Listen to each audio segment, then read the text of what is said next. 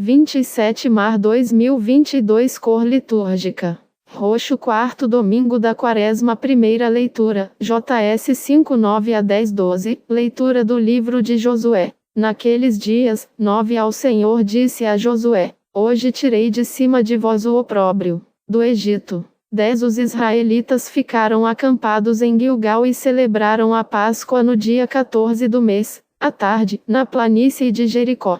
11 No dia seguinte à Páscoa comeram dos produtos da terra, pães sem fermento, e grãos tostados nesse mesmo dia. 12 O maná cessou de cair no dia seguinte, quando comeram dos produtos da terra. Os israelitas não mais tiveram o maná. Naquele ano comeram dos frutos da terra de Canaã. Palavra do Senhor. Graças a Deus. Salmo, SL 33, Provai e vede quão suave é o Senhor.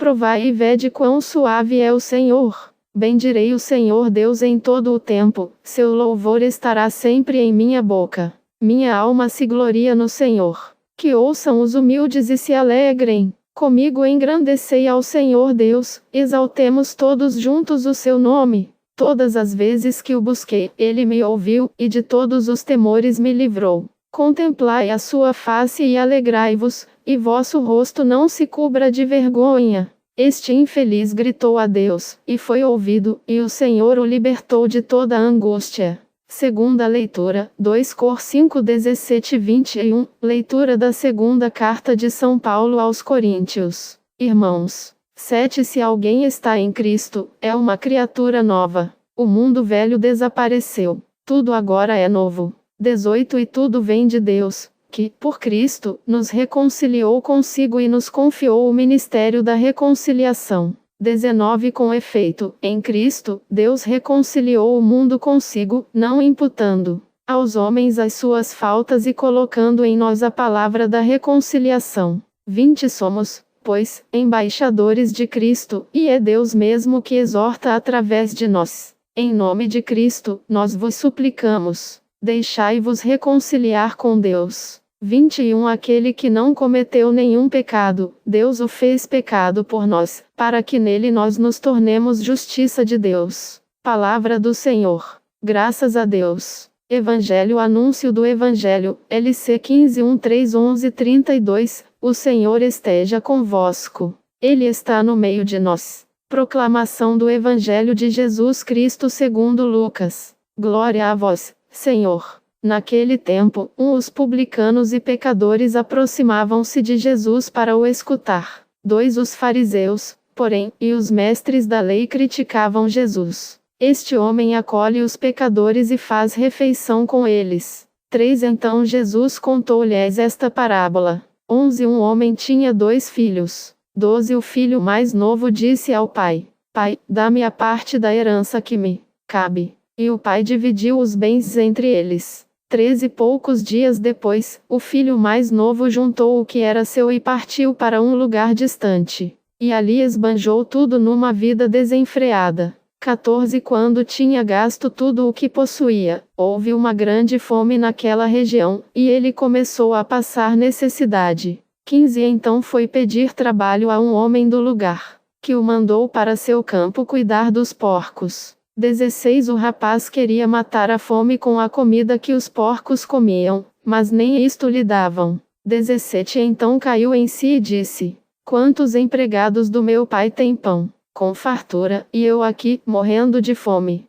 18 Vou-me embora, vou voltar para meu pai e dizer-lhe: Pai, pequei contra Deus e contra ti. 19 Já não mereço ser chamado teu filho. Trata-me como a um dos teus empregados. 20 Então ele partiu e voltou para seu pai. Quando ainda estava longe, seu pai o avistou e sentiu compaixão. Correu-lhe ao encontro, abraçou-o, e cobriu-o de beijos. 21 O filho, então, lhe disse: Pai, pequei contra Deus e contra ti. Já não mereço ser chamado teu filho. 22 Mas o pai disse aos empregados: Trazei depressa a melhor túnica para vestir meu filho. E colocai um anel no seu dedo e sandálias nos pés. 23 Trazei um novilho gordo e matai-o. Vamos fazer um banquete. 24 Porque este meu filho estava morto e tornou a viver.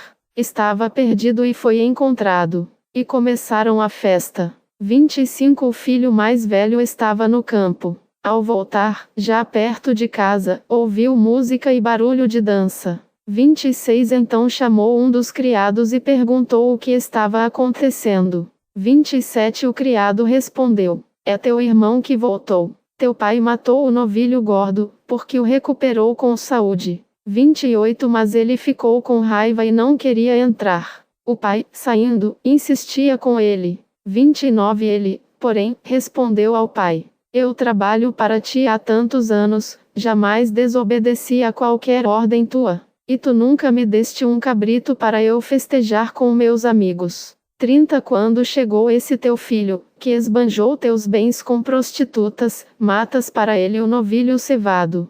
31 Então o pai lhe disse: Filho, tu estás sempre comigo, e tudo o que é meu é teu. 32 Mas era preciso festejar e alegrar-nos, porque este teu irmão estava morto e tornou a viver. Estava perdido, e foi encontrado. Palavra da salvação. Glória a vós, Senhor. Homilia diária. Acolhe a misericórdia de Deus que visita o seu coração. 27 de março de 2022 Meus irmãos e minhas irmãs, estamos no quarto domingo da Quaresma. O padre leu só o início do Evangelho de hoje, que é uma das páginas mais belas do Evangelho. A parábola do filho pródigo. A parábola do filho pródigo, a parábola do filho mais velho, a parábola do pai amoroso. Poderíamos dar esses três nomes porque são três personagens que nos fazem meditar profundamente sobre o nosso caminho de conversão e de amor a Deus. A palavra do Evangelho diz que Jesus está cercado de publicanos e pecadores, diz que ele os acolhe e faz refeição com eles. Na palavra de Deus e na cultura hebraica, fazer refeição com alguém é dividir a vida, é dividir a intimidade, é fazer das pessoas íntimas, é trazer as pessoas para o convívio familiar, é torná-los irmãos. Veja, a atitude de Jesus com os publicanos e pecadores, pessoas que estavam totalmente fora do alcance da graça de Deus, segundo a concepção judaica, mas Jesus se aproxima deles. O detalhe do Evangelho, que não aparece na tradução em português, diz que são todos os pecadores e publicanos, não são só alguns, todos se aproximam de Jesus porque encontram nele a misericórdia e o perdão. Como eu disse, depois Jesus conta a parábola do filho pródigo, do filho mais velho e do pai amoroso. Você sabe que o filho pródigo representa aqui todos esses publicanos e pecadores que querem uma segunda chance, que querem experimentar o amor. O filho maior são esses escribas e fariseus que criticam Jesus por causa da sua ação misericordiosa.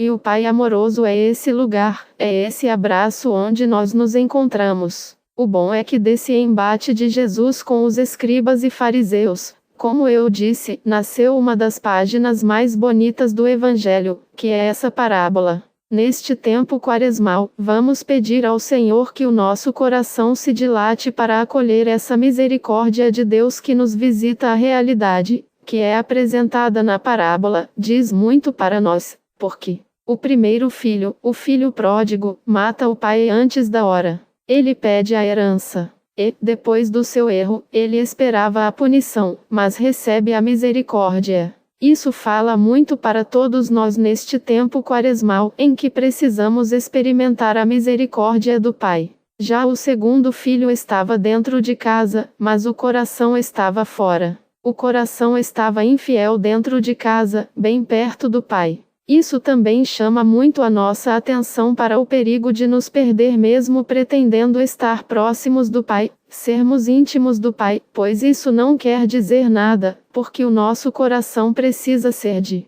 Deus, o nosso interior precisa ser de Deus. Os dois têm a oportunidade de experimentar o cuidado de Deus. O primeiro se deixa levar pelo abraço do Pai, pela acolhida, pela volta, cai em si, admite os seus erros e retorna à casa do Pai. O segundo, mesmo na insistência do Pai, mesmo na atitude amorosa do Pai, recusa, fecha o coração e se aprisiona numa solidão e numa distância sobre o amor que o Pai lhe propunha. Nesta quaresma, neste tempo quaresmal de preparação para a Páscoa, vamos pedir ao Senhor que o nosso coração se abra e se dilate para acolher essa misericórdia de Deus que nos visita, que quer nos transformar, que quer fazer de nós pessoas novas. Deixemo-nos envolver por esse abraço amoroso de Deus, o Pai das misericórdias, e que a nossa vida realmente tenha sentido ao lado dele. Sobre todos vós, a bênção do Deus Todo-Poderoso,